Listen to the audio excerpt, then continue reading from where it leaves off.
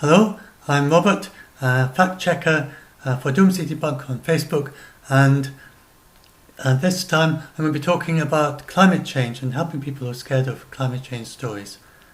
And I was going to try, I think I'll see how it goes. I think I'm going to do a quick overview here, and I might later on do some shorter ones. So, these questions that I try asking: how long before we no longer have oxygen to breathe, if all the forests of the world are burnt down? So these are questions. If you're worried or scared about these things, the answer may surprise you in a positive way. How long before half the population of Earth dies of deadly heat or starvation if we did nothing at all about global warming? How long before all the ice in Greenland melts in the same situation? And how long until most of our houses are underwater?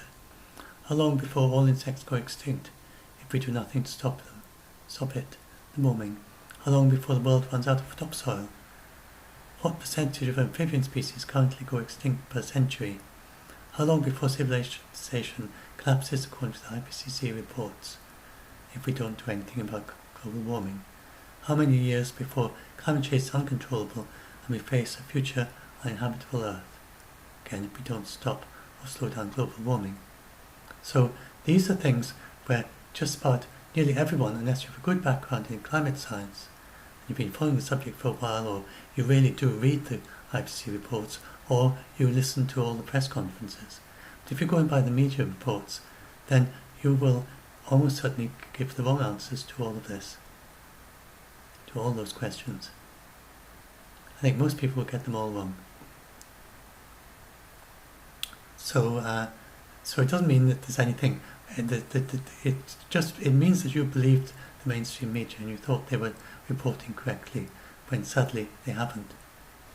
So let's start with: how long would it be before we no longer have any oxygen to breathe and all the forests were burnt down?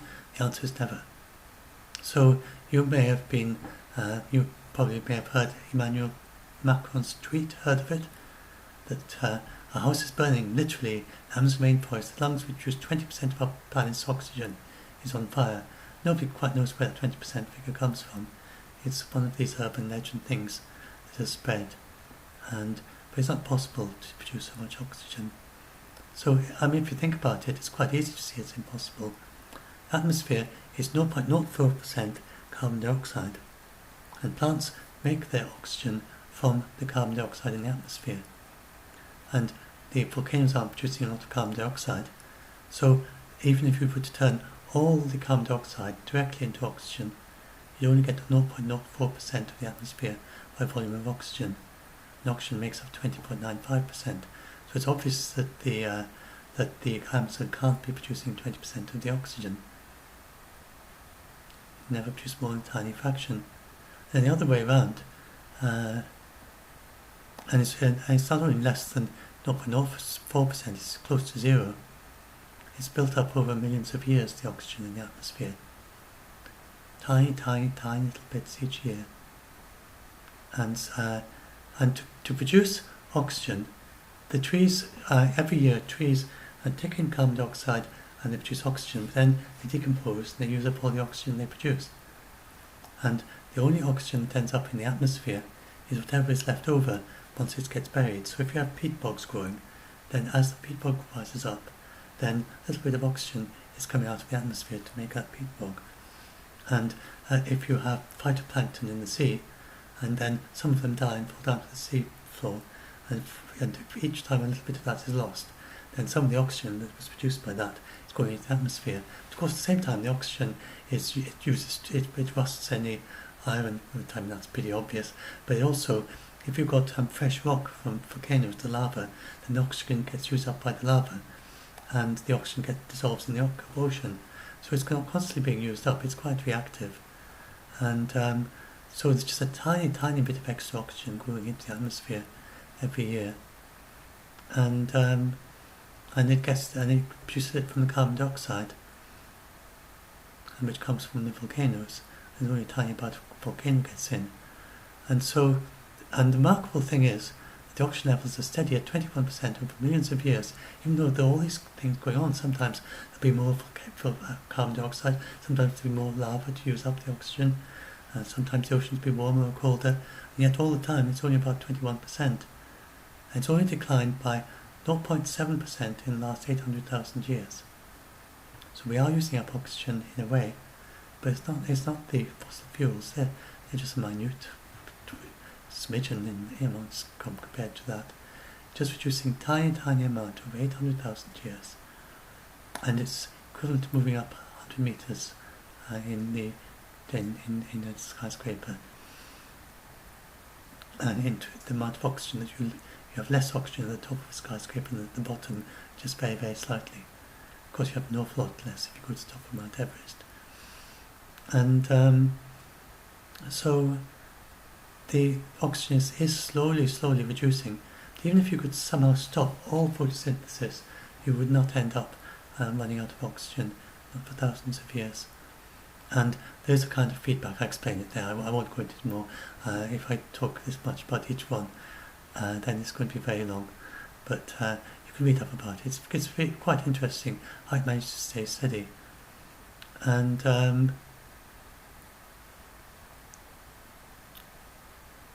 the 20% figure may be a figure about the percentage of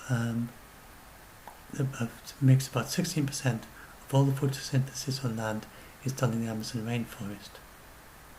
And maybe that 20% factoid came from rounding that up, but it doesn't mean at all what it seems to do. So there's no risk, and there's also another calculation I have somewhere here. Even if we were to burn all the forests, then where's the, see if I can find the calculation about that.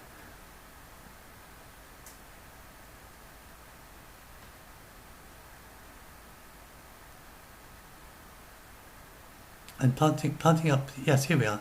He calculates that burning the whole Amazon rainforest, it's not a realistic possibility. The wetter parts of it will be here all the way through. Then it would cause the atmospheric oxygen concentrations to drop by about 0.02%. And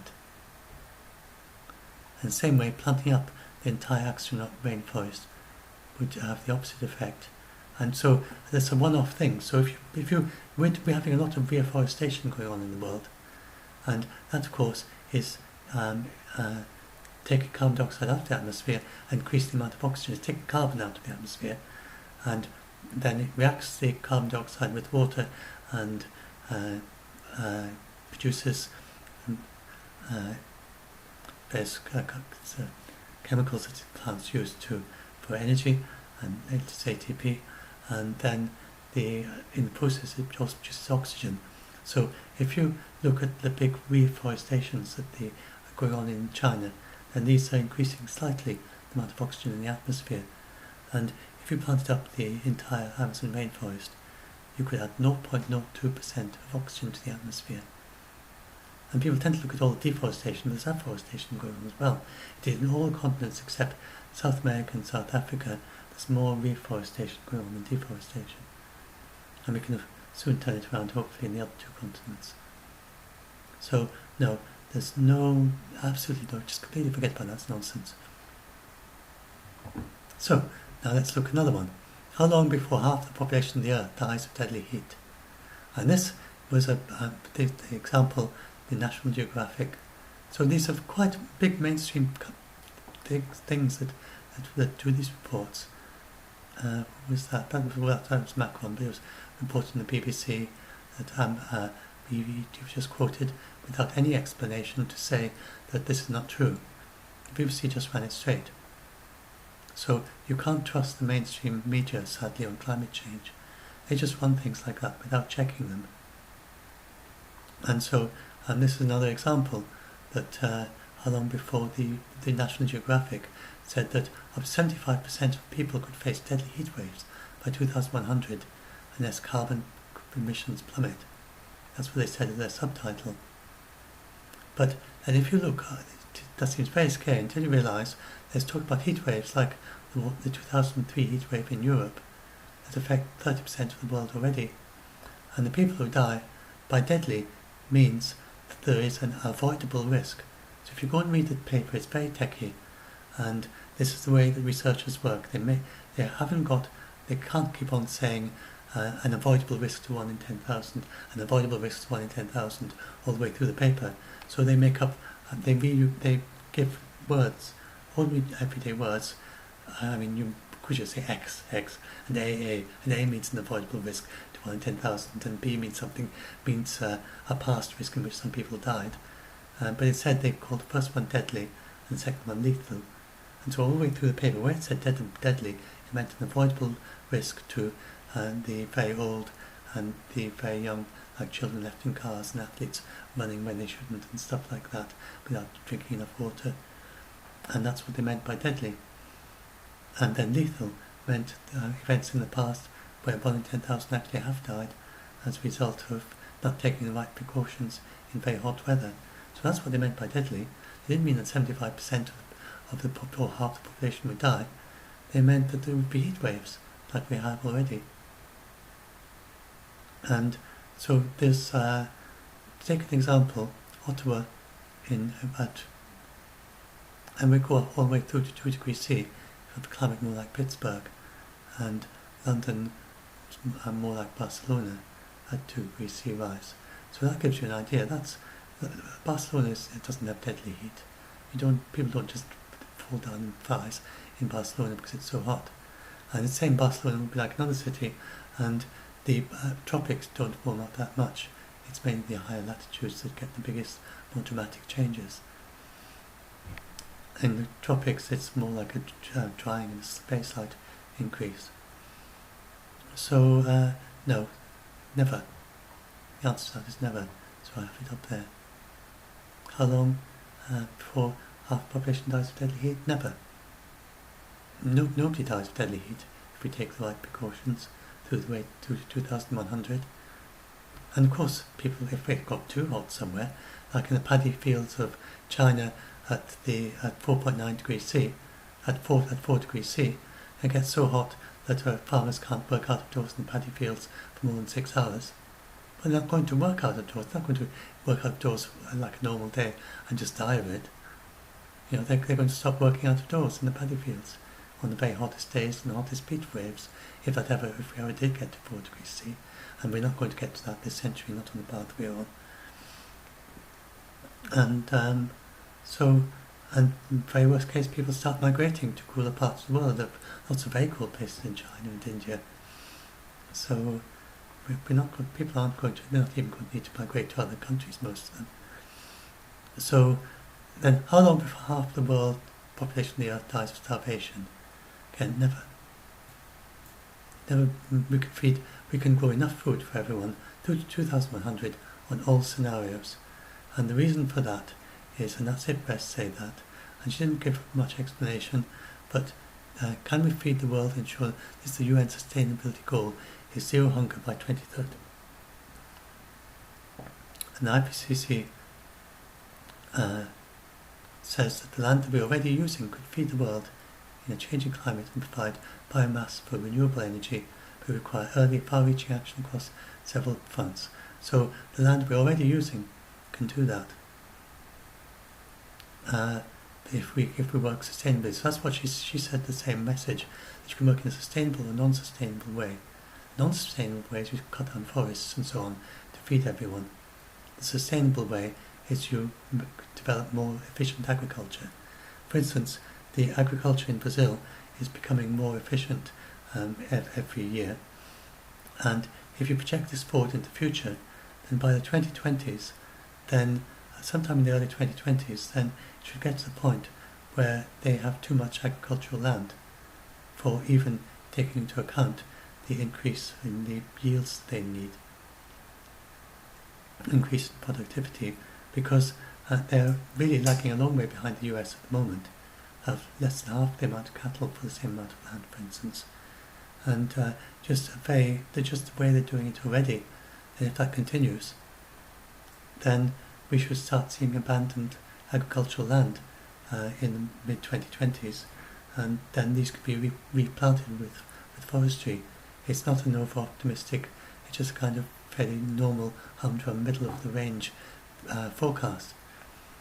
So that can happen around the world, and we can have increasing yields, reducing demand, but not so much room for improvement. Places like China and the US, though there is room for improvement, they're constantly increasing. The crop yields from the world increase every year by a few percent. In fact, I think it's a few percent. It's quite a bit.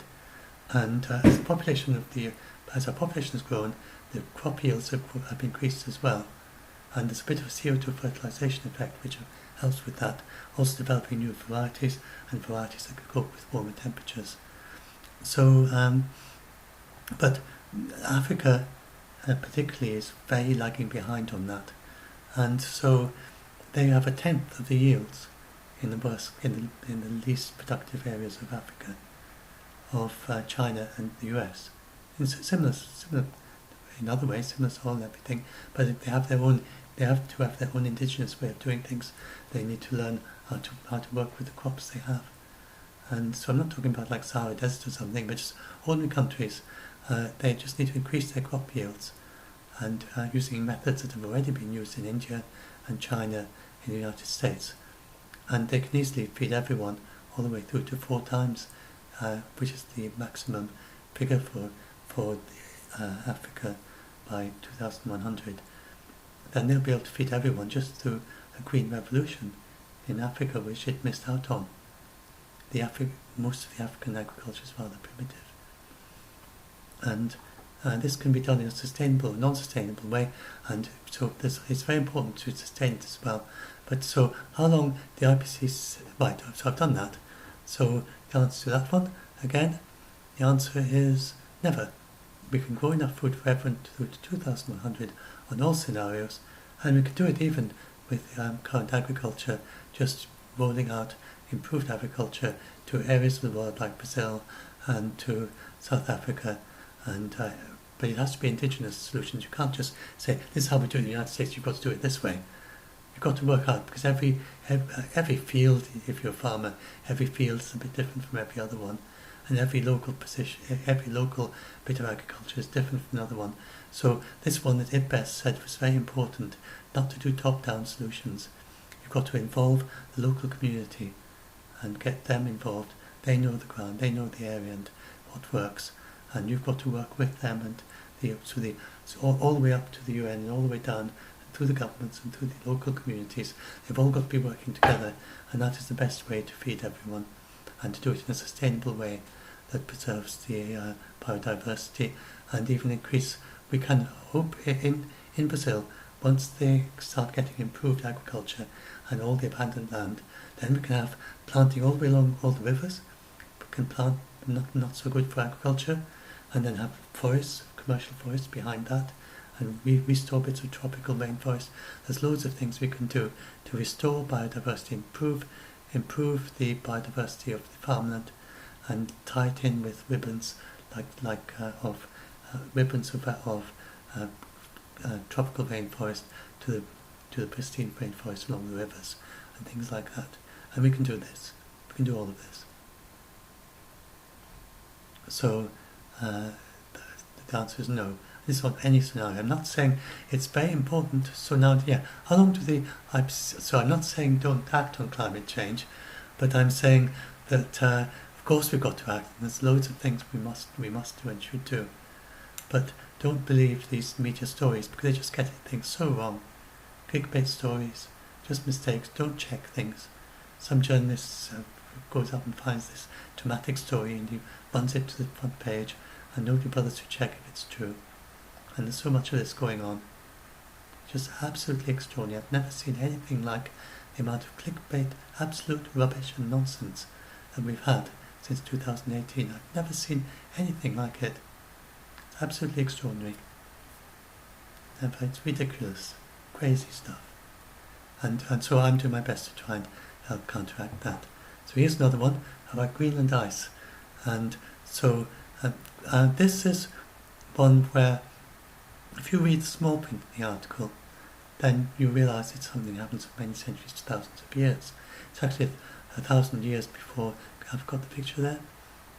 No, I don't think I've got the picture there. I'll just bring it up if I can.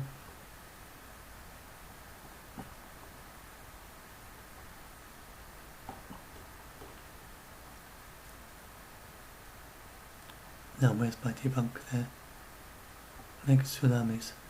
That's got a little bit of a digression there. Oh yes, here we are. How long does it take? So this, I shouldn't be bringing that figure into here. This is a draft article I'm working on. I'm not quite sure how to present it. But yes, so there we are. That is business as usual, which we're not on. And it's really extraordinary, very difficult to even get into that. And this is low emissions. Business as usual, which would mean increasing to 5 times carbon amount of coal burnt by 2100 and continuing all the way through to 2200 before we stop burning fossil fuels. We just can't do that. And it would take the year 3000 for all the ice on Greenland to melt. I bet some of you thought it would happen in a few decades. When I talk about rapid Greenland melt, I mean an increase from a few millimeters to rather more millimeters a year. And a very rapid melt is a few centimeters of sea level rise per year. Not per year, per decade, sorry. But a few centimeters per year, a meter, so very fast would be 1 centimeter a year, that's a meter in 100 years. So, so if they talk about very rapid melting, that's what they're talking about. Maybe 1 centimeter, a bit over a centimeter a year, that would be extraordinarily rapid, very rapid melting. That's the sort of worst case. It's not going up by meters in a century like some people seem to think. So that's that. So how long would it take? 1,000 years? And never for most of our houses. As for most of our houses to be underwater, and I think people forget that water doesn't run uphill. Your house has to be very close to sea level. It has to be pretty much at risk of storm surges already to be seriously at risk by 2100 with just a 1 meter rise. So, I'm going to go into a lot more detail about that. So now let's look at a few more. The insects. How long before all insects go extinct? The answer is never. It's just not possible. It doesn't even make sense. You can't have a world without insects. They actually, as the world gets warmer, then it's actually better for insects.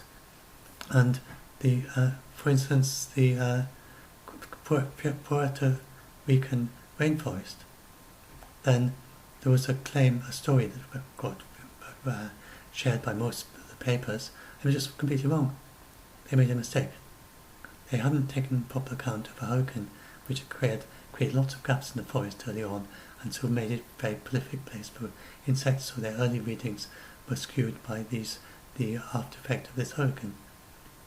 And later research found that it actually goes the other way, as you would really expect, that the insects increase with warmth, and the frogs do too.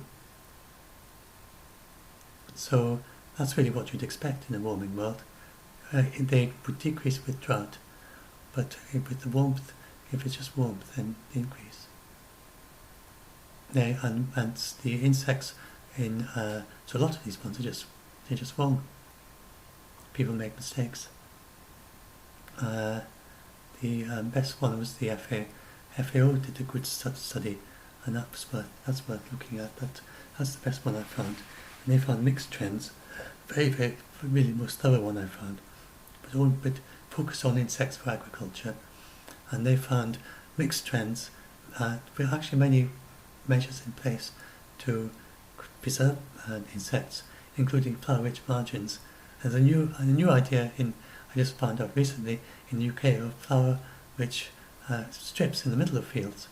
So in England, in some places, you'll find some fields where there are just strips of poppies to the middle of the field. And the reason they can do that is because with GPS, then they can control their tractors and just have a fixed width of strip that the tractors never go through in the middle of the field, just going right across the middle of the field. And so there are these strips around the edges and strips in the middle that are to encourage insects. And loads and loads of projects like that around the world. And in Germany, where there are these declines of insects, then so there are a few places where do seem to be in declines, but it's not with the warming, it's much more insecticides and new agricultural methods. So they're changing agricultural methods and working on figuring out what you have to do about insecticides, and that's how we deal with that one.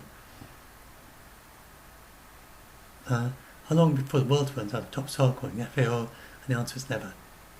This is an old one from 2014 that gets over and over, and then re-pushed in 2019.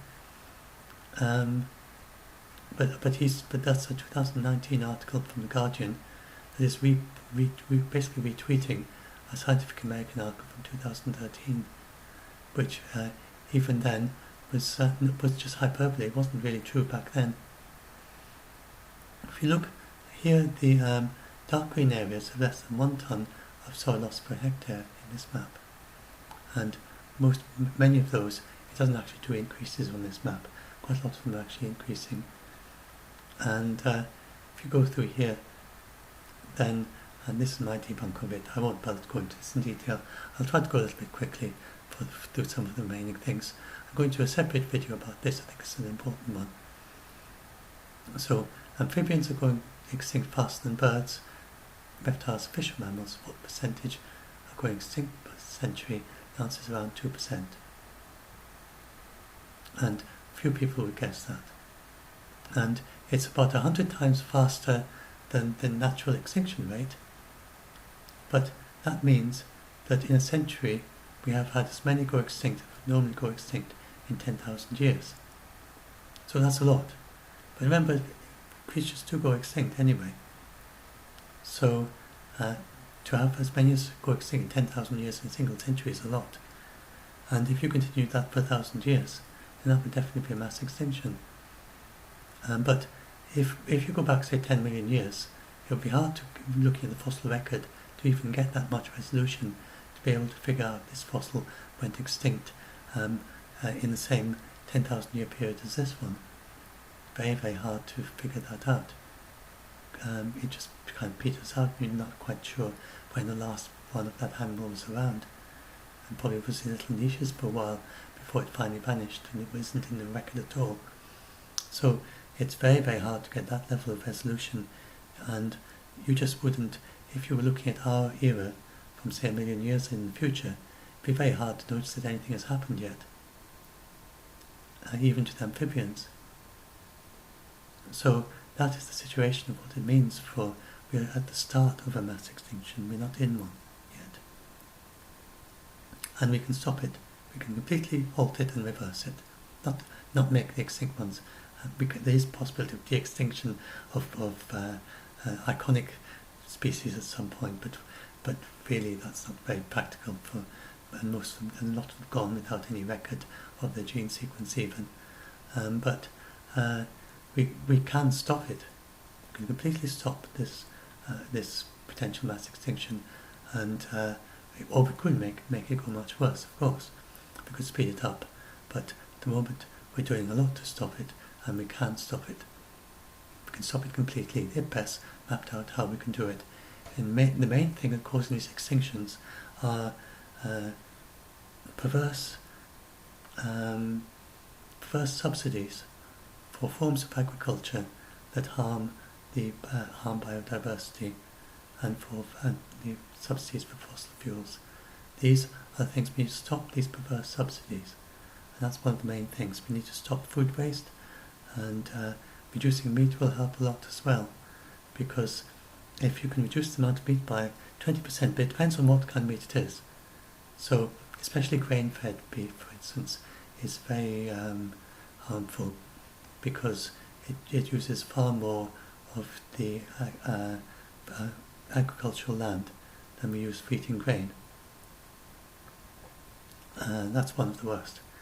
And so reducing that amount, and reducing that by 20%, and if we did that if we reduced our meat, like 1 meat-free meal a week in all the meat-eating countries, and if we did that by 2050, so not necessarily to do it all right away, that's going to save vast areas, Amazon rainforest type areas type areas, and that can be restored.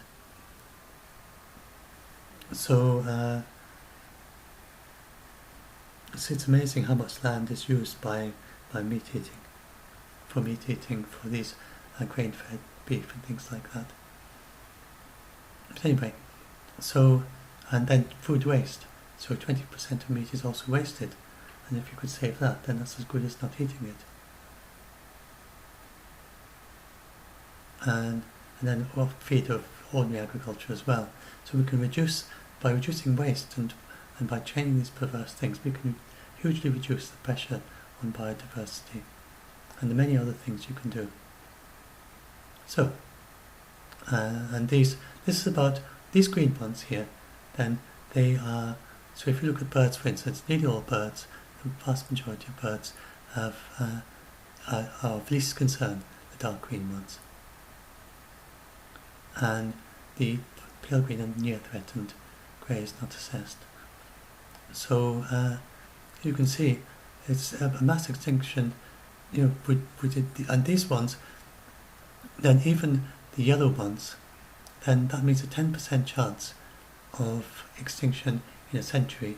Can also mean little small groups of a few thousand that are not diminishing at all, even slightly increasing, but they're considered vulnerable because they're in a small geographically contained area.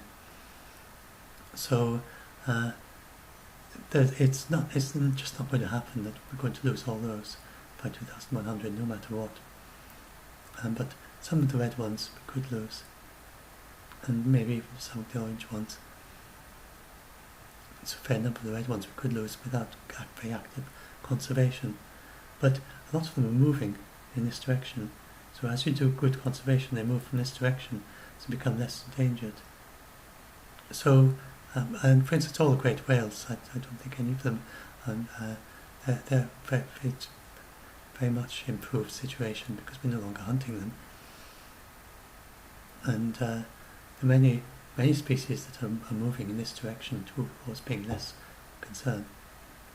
And we can do that. We can save them. Now, how long before civilization collapses? I'll do the last few a little bit faster. How long before civilization collapses? The answer is never. There's nothing in it about it. And there are lots of stories. This is one by a couple of businessmen who misquoted and misunderstood any things. And it even Michael Mann, who's quite activist and rather he used a lot of hyperbole himself, but he's a climate scientist, and he said, this is nonsense, absolute nonsense, overblown rhetoric and unsupportable doomist framing. And that's from one right at the extreme end, really, of the proper climate scientists, in the things he says to the general public. He's very activist, but this was way beyond anything of that. It's just not possible. And an example I'd like to give is take North Korea. Then, I'm not talking about the political system. Imagine if a country was in exactly the same economic system as North Korea, and that they had all the sanctions that North Korea has, all the various things making it very difficult for it to even function properly as a country. North Korea is roughly experiencing what the rest of the world would experience by 2100 if we did nothing at all about climate change. And all of this was about what happens if we did actually nothing at all, scrapped the Paris Agreement, didn't do anything, which is not going to happen. Then I think North Korea is an example where it's got all the benefit of very clever people, lots of technology. I'm ignoring their political system, just looking at the reality of the situation there. But they can still build rockets, they can still have skyscrapers, they still have the internet and computers. And there's just no way, no matter what happens by way of climate change, we're not going to be worse than North Korea, where people are just barely keeping away from starvation. The ordinary person can't afford a bicycle. There's very little fuel for cars. And that'd be a worse case for 2100 if we ended up like that. throughout the world, very few people could afford a bicycle, and there was very little fuel for cars. And that would be like North Korea. It's not likely to get it's not remotely likely to get like that on the path we are on. But you can see from that it just doesn't make sense. What these people thinking, how could it be an end of civilization? And remember that thing I showed you about Greenland? How can a world, and some people say they think human beings could become extinct. How can human beings become extinct in a world in which you have ice covering the whole of Greenland? How can it be too hot for humans? So these people are just not telling you the truth. They're telling you things, sometimes they believe it. So there's people called Rupert Reed and Jem Bendel, and they are not climate scientists. They don't understand climate. They don't understand science, I don't think. One's a philosopher, one's a sociologist. They seem to have very minimal grasp of even the basic ideas of science, just not trained in science. And they're going around telling everyone that climate scientists are wrong, and that everyone's going to go extinct even, and that temperature's going to increase hugely in the mid-2020s, and other people are believing them, even though they don't have a clue. It's not their subject. He may be a very good philosopher, and Jem Bendel may be a very good sociologist, I have no idea. But I had a look at Rupert Reed's philosophy. It seemed quite reasonable apart from his use of climate science as an example. And these people are going around telling children in the UK that they're not going to grow up to adulthood based on a complete misunderstanding and not having even the basic clue of how science and climate science works. They're not scientists. They don't have a clue. Never studied it. For all we know, they might have failed their physics. They probably never did science at school, at sort of A level or whatever. Surely didn't do it at university. And these people are going and telling everyone all this, that the IPCC are wrong. And then the worst of it all is that then the BBC goes and writes articles, and there's a whole series of articles for psychologists, advising them on how to help people who to cope with the existential threat, when there isn't an existential threat. It's just these nutty ideas by Jem Bendel, and they link to his paper, which has never been published, never had any peer review. It was failed the basic checking of being an academic paper, and he was asked to bring it up to academic standards, not to anything about what the conclusion is, just get it up to basic academic standards. Cite people who, for instance, one of his things, he cites a blog post by a systems analyst that he gave to some business people that's never been published by anyone. It's a pretty ridiculous paper. Anyway, and then there's David Attenborough. He uses hyperbole, especially if you're autistic, to watch out for hyperbole. When David Attenborough talks about the collapse of society, he is talking about changes of governments, local communities disrupted by flooding or wildfire. In his article, in his actual documentary that he had this conclusion, then he gave a series of examples of local communities that were disrupted by climate change. He gave no examples or nothing at all to motivate collapse of society in general, only collapse of little villages and things like that. So collapse of villages, yes. And collapse of society at large, no. And how many years before climate change is uncontrollable? And the answer again, you're probably beginning to realise where this is going, and the answer is never. And this is absolutely ridiculous, this one.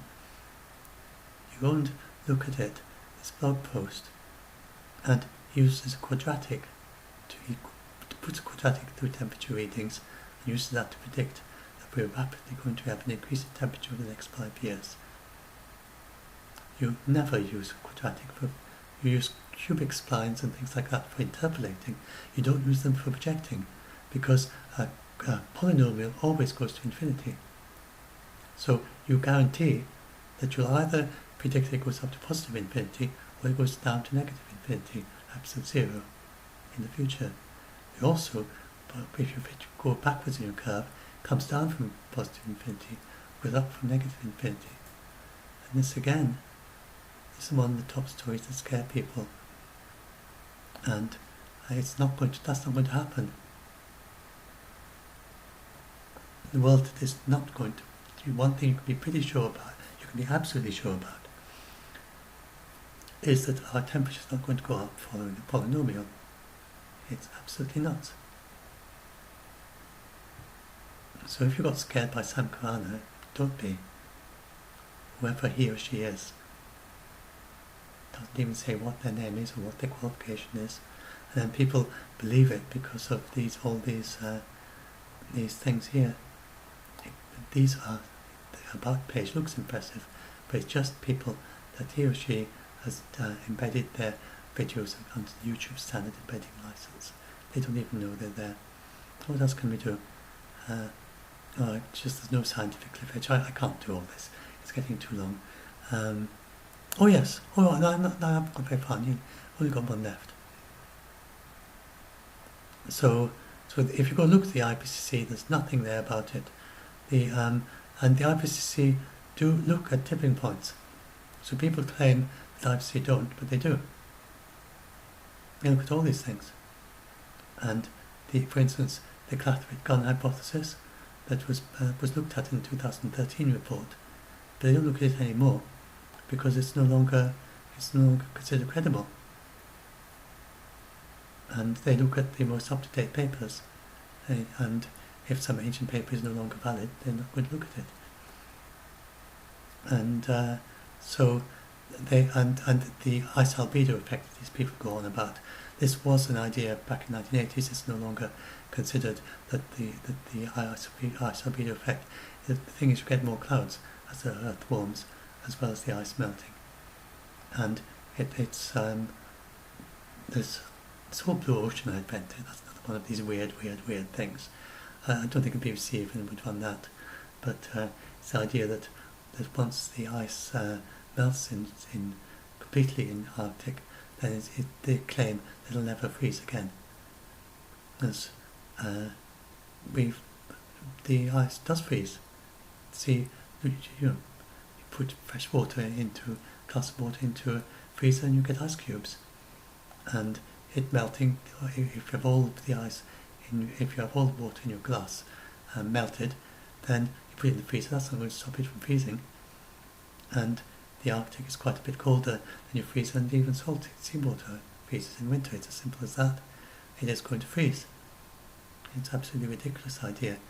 They make a funny argument about latent heat and say because of the latent heat of melting of ice, then the ice is never going to freeze again. There's some really nutty people out there.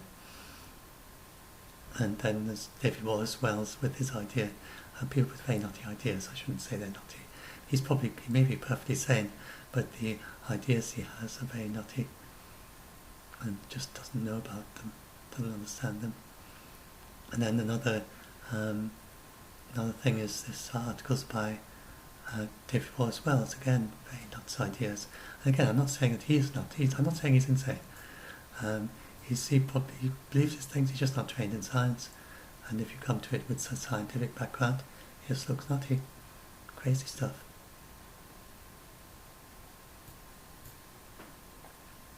So, and then the 12 years Save the Planet again. Should I talk about this?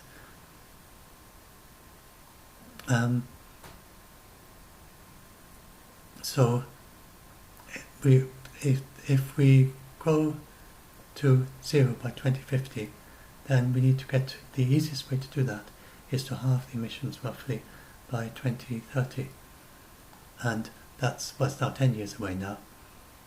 And but if we don't manage to halve emissions by 2030, but if we can reduce it a bit or just stay level, then we can do it with a very rapid reduction, perhaps 2045 or even a bit earlier.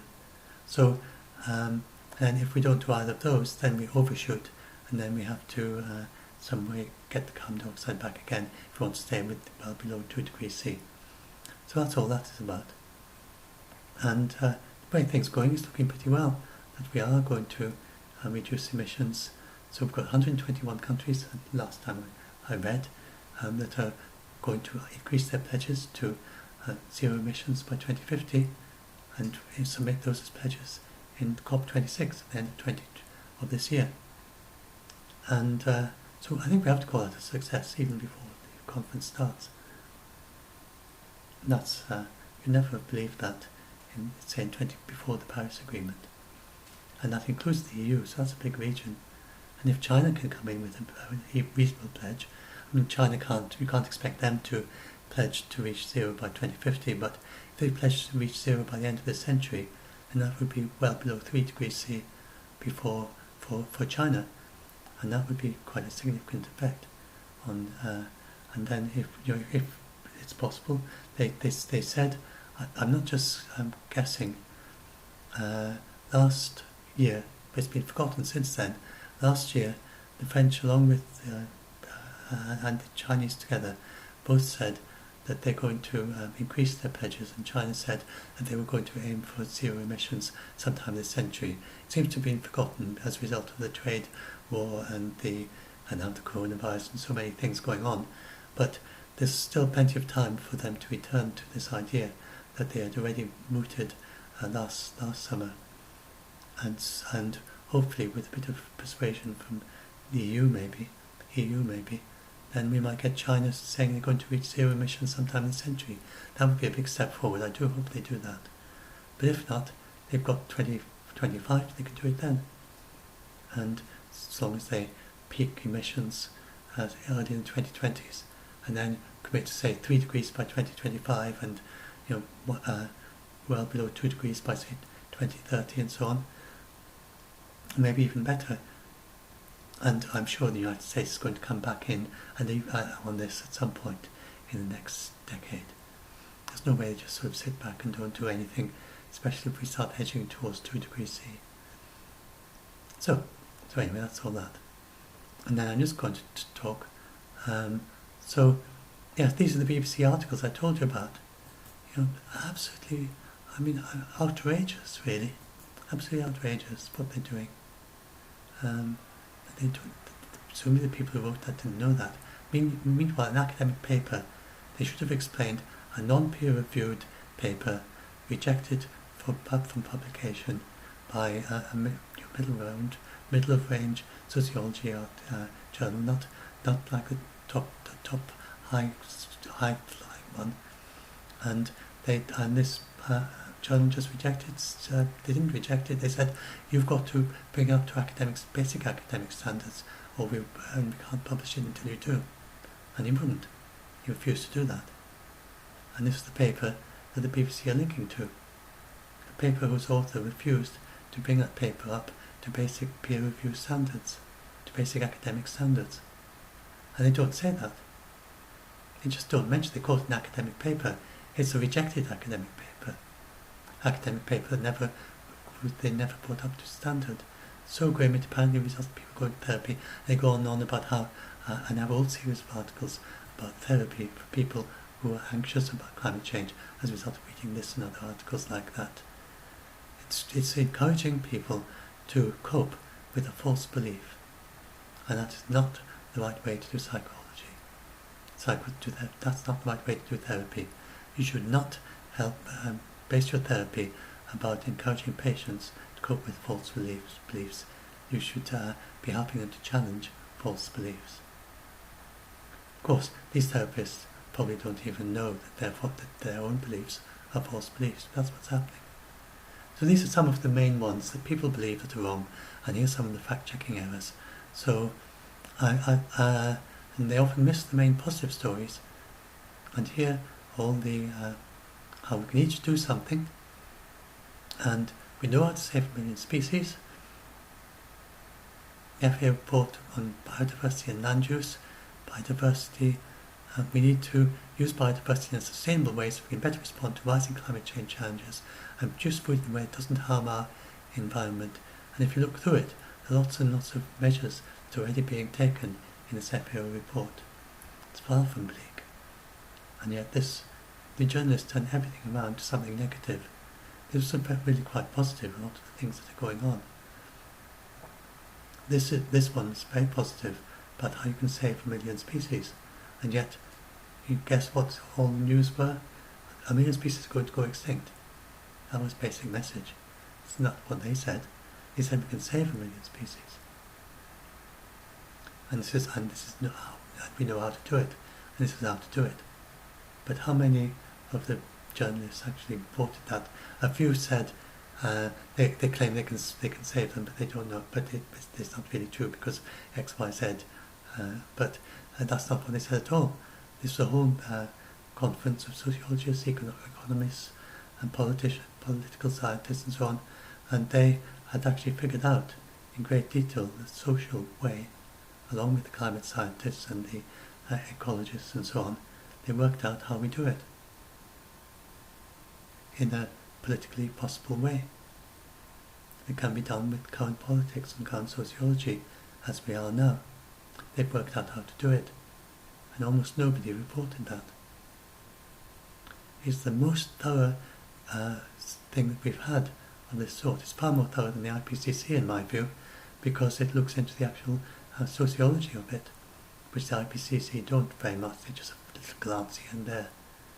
Very thorough, detailed explanation and plan, and it's not saying you've got to do it this way, but these are the things you've got to focus on, how you've got to do it. And if you do that, then do it many different ways locally, and involve integrating the local to the governments and the UN, and the empowering local people, because large areas of the biodiversity are being looked after by indigenous people as well, and that's a very important part of it. And it was general principles like that, and dealing with the vested interests, and they've worked out how to do it, and nobody has reported it. But there's not to the general public. Very few people in the general public know that this has been done, and it's going to be a big meeting again at the end of 2020, and hopefully they make further progress. But the scientists know about this. If you're in a related area, you know about this, and some people involved in governments and politics know about this, but the general public are just not being let on what's going on behind the scenes, because the journalists just not reporting it. And so, are there does anybody actually report this stuff that I've been talking about? And that's the problem. Can't Brief do. These just do just gives nice feel-good news. Doesn't really do straight reporting of main climate reports. I just can't find anyone, apart from Carbon Brief, who is accurate, reliable, research their stories thoroughly, but they're techy, and some of their stories can be scary because they don't explain the context. They assume that you're very well aware of climate, quite a bit of climate science as a basis, just to read them, and you've got to understand the context a bit. Otherwise, you can get the wrong end of the stick very easily from reading one of these expert articles of Carbon Brief. So you have to be a little bit careful there. But they do present things very accurately and thoroughly. But it's just sometimes they don't really explain the context very well. They're not clickbait. They don't dramatize things. They don't make things seem worse than they are. But they don't always explain things in all the details that you need to understand what it's about. So, what would you listen to? Well, the only thing I do highly recommend listening to the press conferences. Same ones the journalists go to. The journalists say very different things from what the scientists said. Listen to the press conference, listen to the journalists, read the journalists, you'd be astonished and you just hardly believe they went to the same thing. Yeah, so here we are. And what can you do personally? So it's eliminating food waste, eat less meat and dairy products. There's the more efficient, many more other things. You can more efficient appliances make a big difference. Just changing from fluorescent to LED lights has made a huge, from what they call them, not fluorescent, incandescent to LED lights has made a huge, quite a big difference. quite a big dent.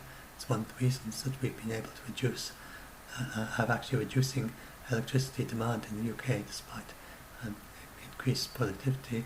We reduced electricity by using LED lights as one of the main factors there. So if you have changed to LED lights, you've been a factor in being able to turn things around if you're in the UK.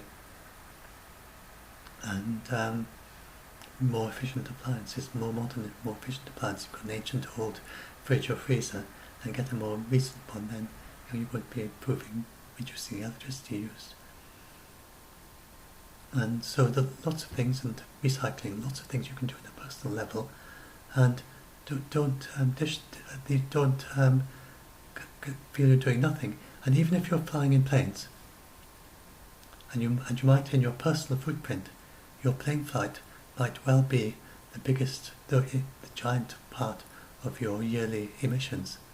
But don't feel that what you're doing in your daily life outside of the plane don't matter, because we're in it all together, and only a small percentage of the world population does these plane flights. If you need to do it, or it's just important for you just to have a decent holiday, there's nothing wrong with going on a plane for a holiday. In the plane flights, I just say, I think it's 2% of global emissions. We eventually have to taper them down. But there are ways to do that. We've got until 2050 to do it. If you're one of the people amongst those 2% of emissions, then you can do a bit by reducing non-essential flights and doing a bit more teleconferencing. But you really don't need to worry about your plane flights so much. Focus on the other things, even though it's a tiny, tiny bit of your total carbon budget because of the plane flights.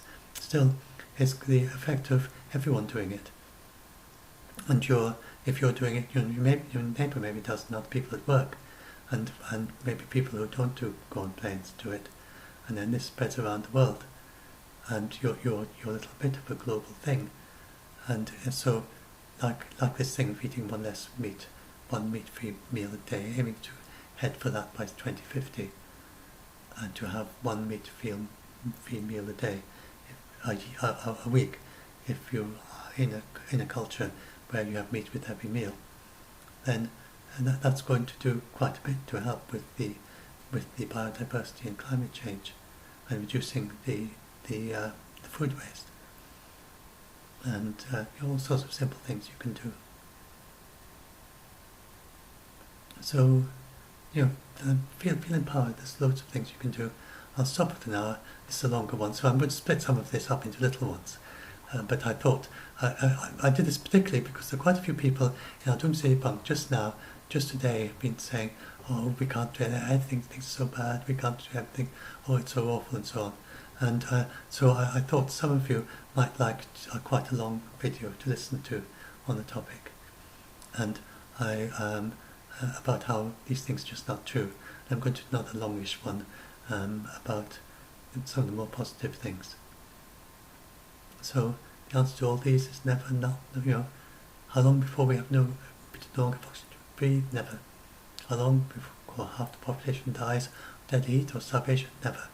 How long before the ice in Greenland melts? If we didn't stop or slow down global warming, that would, even if we increased global warming quite a lot, then you're still talking about 1,000 years. How long before insects go extinct? Never. How long before the world runs out of topsoil? Never. What percentage of amphibian species currently go extinct per century? 2%.